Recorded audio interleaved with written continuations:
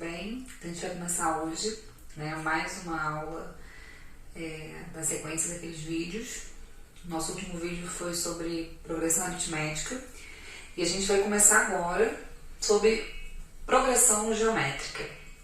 Eu costumo primeiro dar uma pincelada, né, sobre o que é progressão geométrica, definição, propriedades e tal. E depois eu costumo montar um quadro geral fazendo a comparação entre uma progressão e outra, o que vai facilitar muito, tá?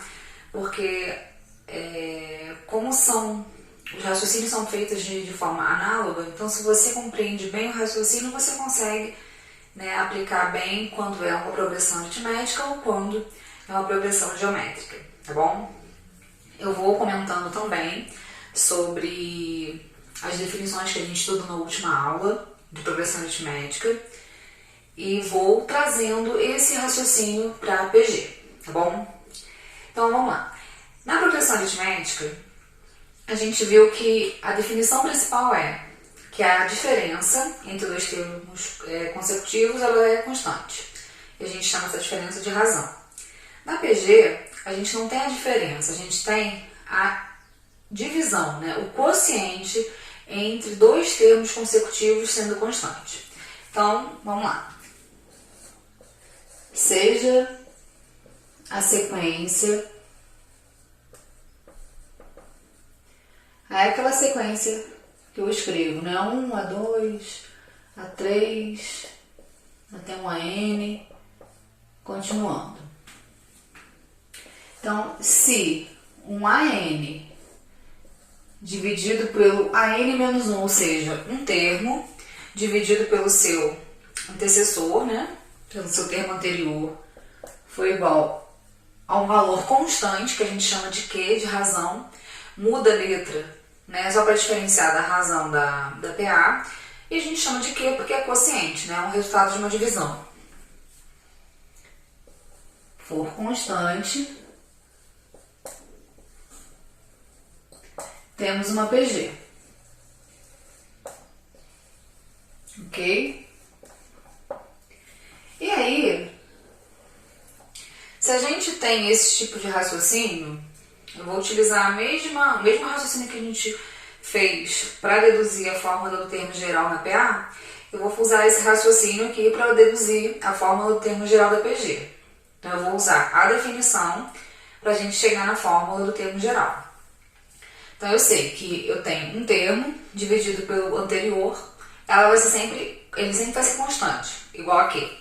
Então, por exemplo, se eu tenho essa sequência aqui, se eu pegar o A2 dividido pelo A1,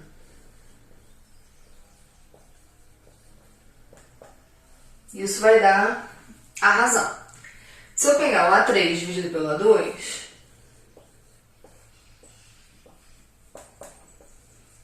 também vai dar a razão. Vou até colocar aqui uma progressão geométrica de exemplo. Por exemplo, 1, 4, 16, 64, 256. Então, se eu fizer a divisão entre dois termos consecutivos aqui em qualquer momento da PG, vai ser sempre constante. Então, por exemplo, 16 dividido pelo anterior, que é 4, vai dar 4. 256 dividido pelo anterior, que é 64, vai dar 4. Então, aqui a gente tem uma PG em que o primeiro termo vale 1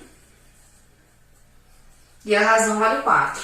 Então, na PG, você vai vendo que vai sempre sendo multiplicado por um mesmo valor. 1 vezes 4, 4, vezes 4, 16, vezes 4, 64, e assim vai.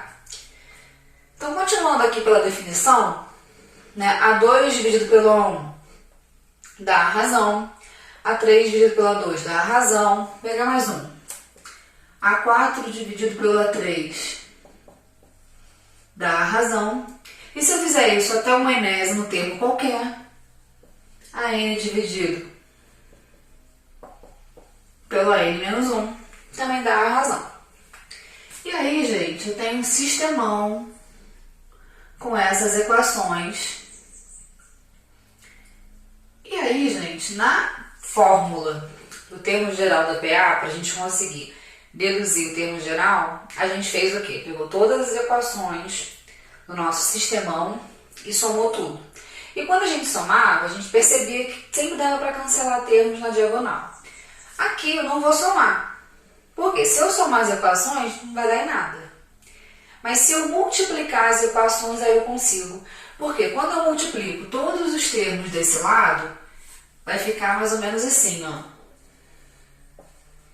A2A1 vezes A3A2 vezes A4A3 e assim vai. Então, quando eu multiplico todos os termos desse lado, a gente pode cancelar os termos na diagonal. E aí, quem que vai sobrar no final?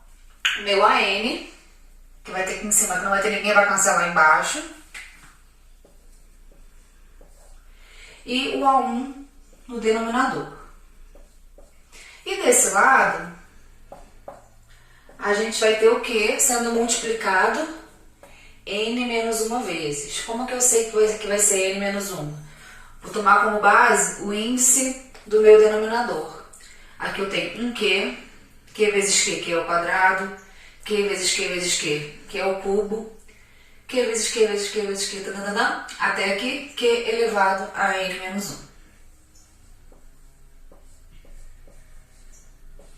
1. O que leva a fórmula a n, o A1 passa para cá multiplicando, é igual a 1 vezes q elevado a n menos 1. Então, olha só, eu vou montar aqui um quadro comparativo entre as principais informações e principais dicas que a gente utilizou na progressão aritmética e como que a gente pode fazer uma analogia para aplicar na progressão geométrica. Então, a primeira coisa, eu vou dar um exemplo de cada com o mesmo primeiro termo e a mesma razão. Então, aqui eu vou botar assim uma PA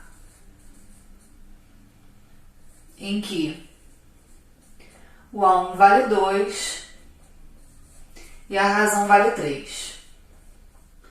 E aqui eu vou escrever uma PG em que o A1 vale 2 e a razão vale 3. Só para a gente poder ter como base qual é o raciocínio da PA e qual é o raciocínio da PG. Então, a PA seria 2, 5, 8... Outro aqui. 8, 11 e assim vai, certo? E na PG vai ser 2, 6, 18, 54, 162, né? Isso. Então, o primeiro termo valendo 2, razão sendo 3, ou seja, sempre vai ser adicionado 3 unidades ao termo anterior. Então, 2 mais 3, 5, mais 3, 8, mais 3, 11 e assim vai. Na PG, 2. Só que vai ser sempre multiplicado, né, o termo anterior por 3. 2 vezes 3, 6, vezes 3, 18, vezes 3, 54, vezes 3, 162 e assim vai. Muito bem. O que a gente tomou a partir do termo geral como uma dica para a gente não precisar sempre ficar partindo do primeiro termo? Então, por exemplo, se eu quero chegar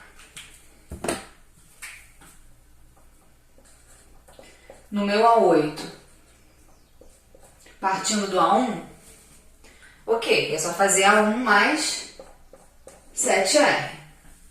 Mas eu poderia partir de qualquer termo. Eu poderia partir do terceiro, então se eu quero chegar no terceiro. Se eu quero chegar no oitavo partindo do terceiro, basta adicionar 5R. A gente pode usar o mesmo raciocínio para PG. Só que na PA o que soma, na PG multiplica.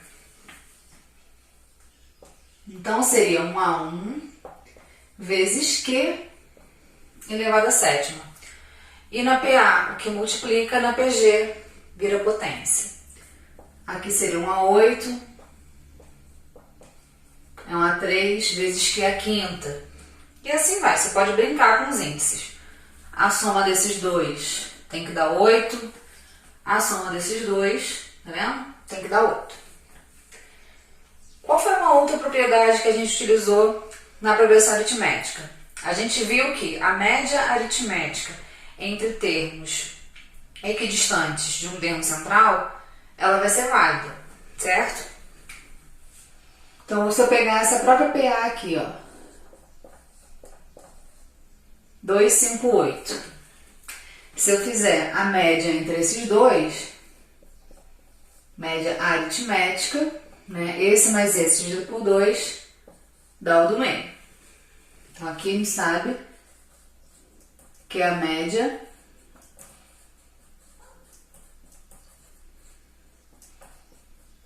aritmética. Agora eu vou pegar essa PA, essa PG daqui. 2, 6, 18. Aqui, gente, se você fizer a média aritmética, não dá certo. 2 mais 18 é 20, dividido por 2, 10. Mas aqui não é uma progressão aritmética para a gente utilizar a média aritmética. Isso aqui é uma progressão geométrica. Então a gente utiliza a média geométrica, o que muitas vezes ninguém usa. O que é a média geométrica? Porque eu falei, o que a gente soma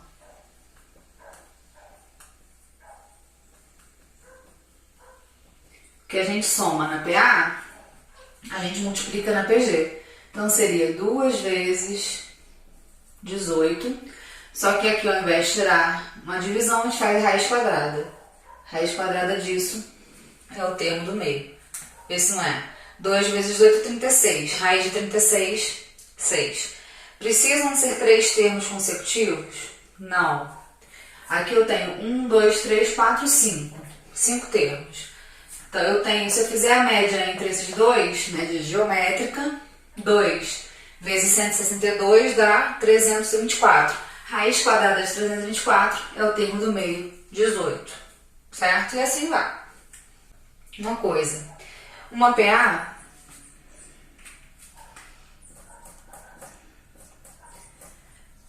ela, na verdade, ela tem um comportamento linear, logo ela se comporta como uma função afim.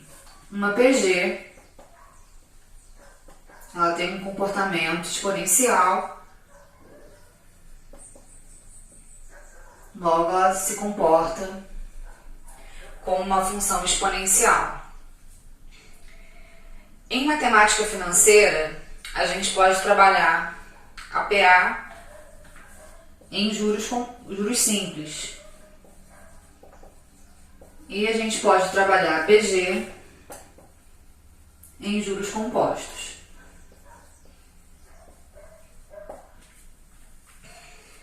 Uma outra dica também para a progressão geométrica. Qualquer tipo de crescimento percentual, aumento percentual ou decrescimento, desvalorização, percentual é progressão geométrica. E como que a gente identifica a razão dessa PG? Você tem que pensar aqui. Quando a gente está fazendo um aumento percentual ou uma diminuição percentual, você sempre tem que partir dos 100%. Então, por exemplo, uma coisa bem contextualizada, né? A epidemia do coronavírus. O crescimento no Brasil estava em média de 34% ao dia. O que significa isso? É uma progressão geométrica, é um crescimento exponencial de razão 1,34. Por que vai ser um crescimento de razão 1,34? Porque a gente tem que considerar os 100% que a gente tem hoje, mais o aumento dos 34%. Então, se eu faço 100 mais 34, 134%, 1,34. Apliquei meu dinheiro numa bolsa de valores em que está decrescendo, está desvalorizando 15% ao dia. Nossa, me ferrei, né? 15% ao dia. A gente ele vai em consideração que é uma progressão geométrica, né? Porque é uma desvalorização percentual. Partindo dos 100%, desvaloriza 15, 100 menos 15, 85%. Então, a minha razão seria 0,85. Então, falou de crescimento ou de valorização percentual, falou de progressão geométrica. Então, dando continuidade à progressão geométrica, eu vou falar com vocês agora da soma dos termos de uma PG. Na progressão aritmética, a gente utilizou aquela propriedade, né, da soma dos extremos ser constante para chegar à fórmula da soma dos termos da PA. Se a gente fosse somar uma PA infinitamente, por exemplo, o resultado seria infinito, né? Uma soma de infinitas parcelas vai dar um resultado infinito. Mas na PG a gente vai ver que tem um comportamento, tem uma PG específica que a gente consegue encontrar mesmo se essa PG for infinita. Então eu vou dividir em duas partes. Vou primeiro falar da soma dos termos de uma PG finita, ou seja, uma PG que eu conheço a quantidade de termos, e depois a gente vai falar um pouquinho sobre a PG infinita e em que situações a gente consegue resolver o cálculo da soma dos termos, tá bom? Então vamos lá. O que seria a soma dos termos da PG? É pegar os termos e somar. A1 mais A2 mais A3 mais A4 mais a n menos 1, mais a n, e assim vai. Vou mostrar para vocês a dedução da fórmula da soma. Por que eu gosto de mostrar a dedução? Porque às vezes a gente esquece, por exemplo, fórmula com muita facilidade, né? E se a gente souber o raciocínio de como chega aquela fórmula, às vezes rapidinho a gente consegue lembrar a dedução dela e lembra da fórmula no final, tá? Então a soma, não posso botar aqui reticências porque ela é finita, então eu quero até uma n qualquer. Eu vou multiplicar as equações por uma constante dos dois lados. Então é uma equação, o que eu faço dos dois lados eu não altero. Então eu vou multiplicar os dois lados da equação por quê? Tá? Pela razão que. Então vai ficar q vezes Sn, que vai ficar Q vezes, aí eu vou botar entre parênteses, tá, gente?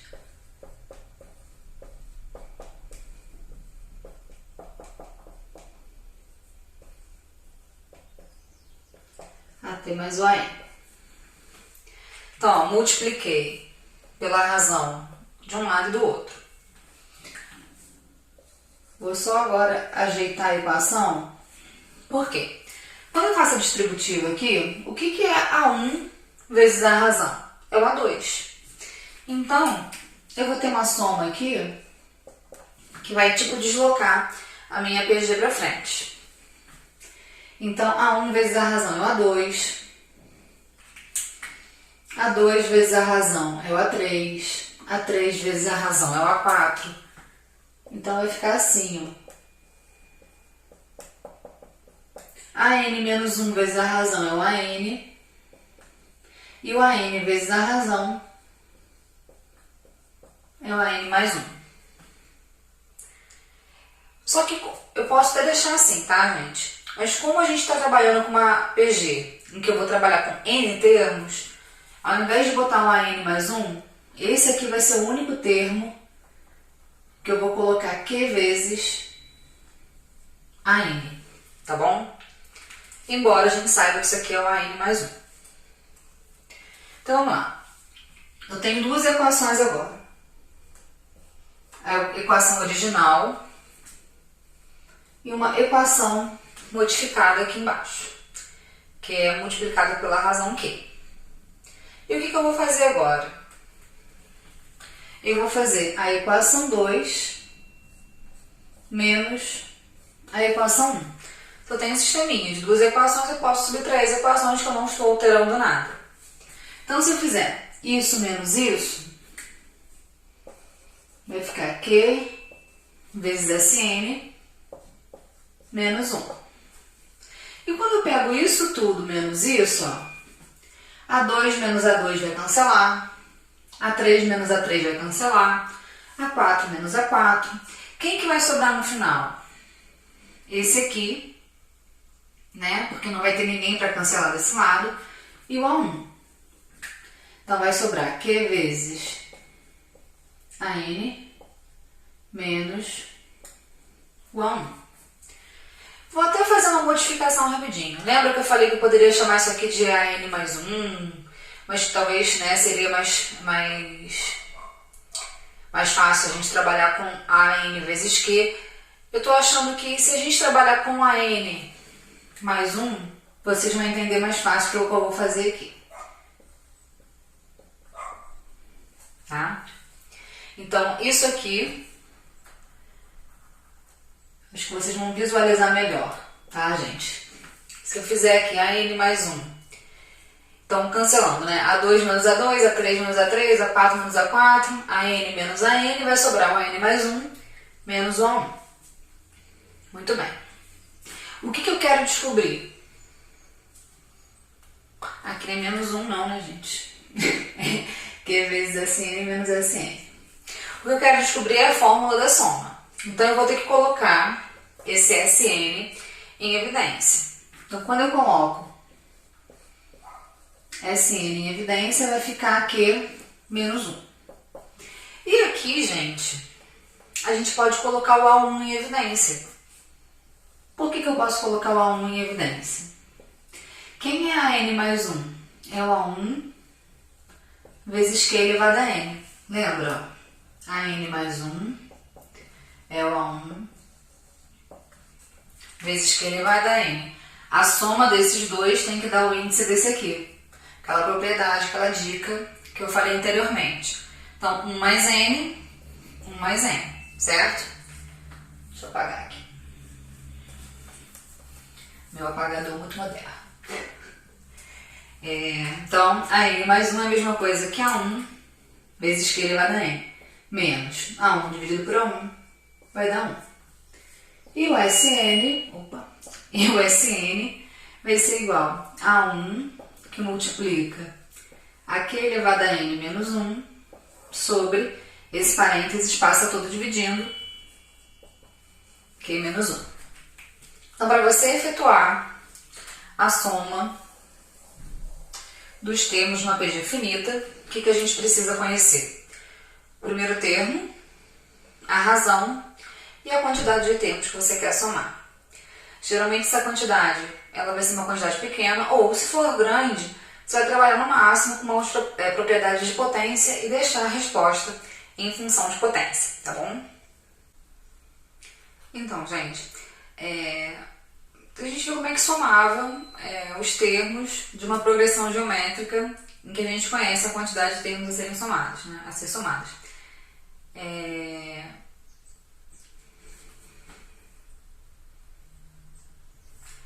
Então, gente, conforme a gente viu anteriormente, a gente consegue calcular a soma de uma PG em que a gente conhece a quantidade de termos que a gente quer somar, ok?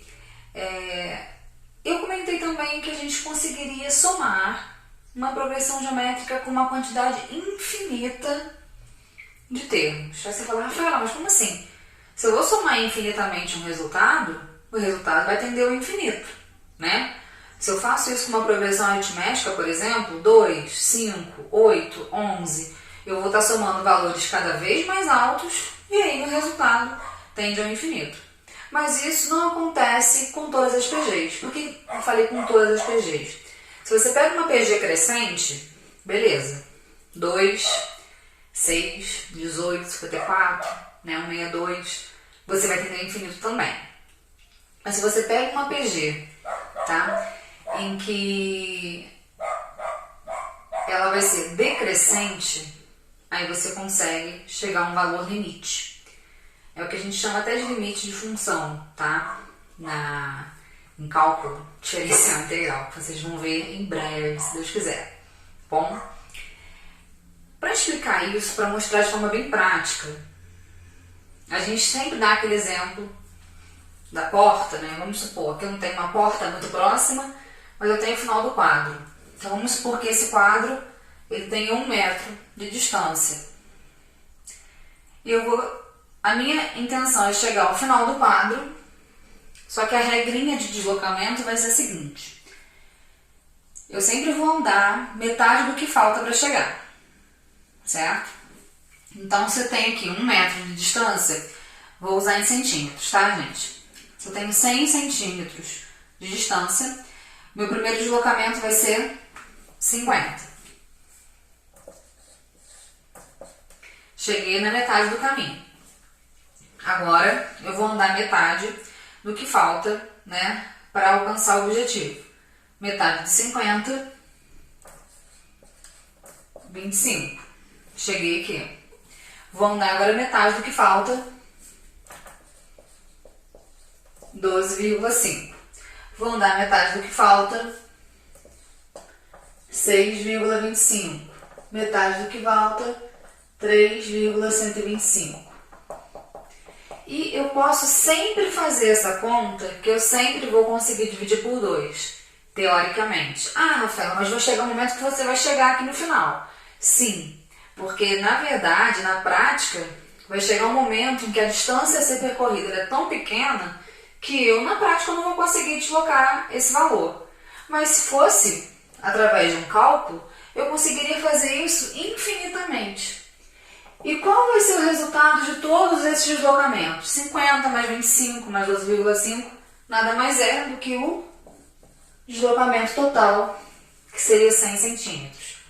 Ah, então você está falando que se eu somar infinitas parcelas decrescentes, você chega a um resultado concreto? Sim, chegamos, tá? Isso aqui nada mais é do que uma progressão geométrica em que o primeiro termo vale 50 e a razão vale 2. Uma outra aplicabilidade disso.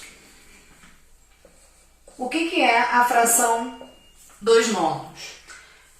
Vocês sabem que a fração 2 nonos, ela na verdade é a representação fracionária de uma dízima periódica. Que é o 0,22222, que eu poderia escrever em formato de soma. Isso aqui não é a mesma coisa que 0,2 mais 0,02 mais 0,002 infinitamente. E isso aqui é uma progressão geométrica em que o primeiro termo vale 0,2 e a razão é 1/10. Então também a gente está chegando a uma soma infinita de termos, né, a um resultado concreto. Quando que isso pode acontecer? Né? Quando que a gente tem uma soma infinita igual a um número real? Né? Quando minha razão estiver entre 0 e 1. Tá? Então você só pode fazer isso quando a PG for decrescente, ou seja, quando a razão for um número entre 0 e 1. Agora, voltando lá na fórmula da soma dos termos de uma PG finita, né, que a gente deduziu agora há pouco.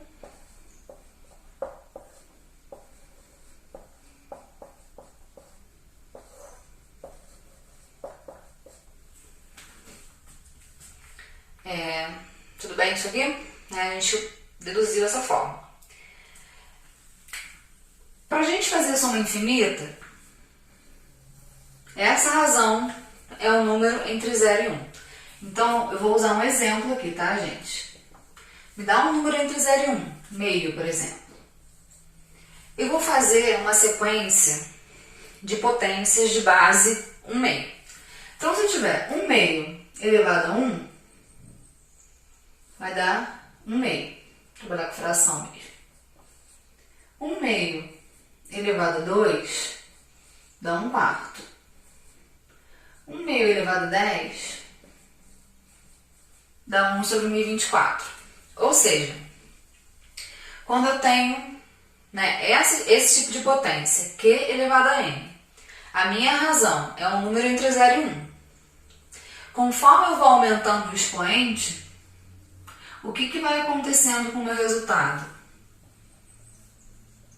Ele vai ficando um número fracionário cada vez mais próximo do zero. Então, isso aqui a gente também trabalhando com um pouquinho de limite. Nesse tipo de situação, quando n tende a infinito, isso tudo tende a zero. Então, quando o meu n está tendendo a infinito, isso tudo tende a zero. Se isso aqui tudo tende a zero, substituindo aqui, né, uma soma infinita, a gente vai ficar com A1 vezes menos 1 sobre o que menos 1? 0 menos 1 vai dar menos 1. O que a gente pode trabalhar, se eu multiplicar por A1, vai ficar A1. Por A1 não, né? Por menos 1. 1 menos Q. Como está multiplicando por menos 1, só invertir o sinal de baixo, que dá no mesmo.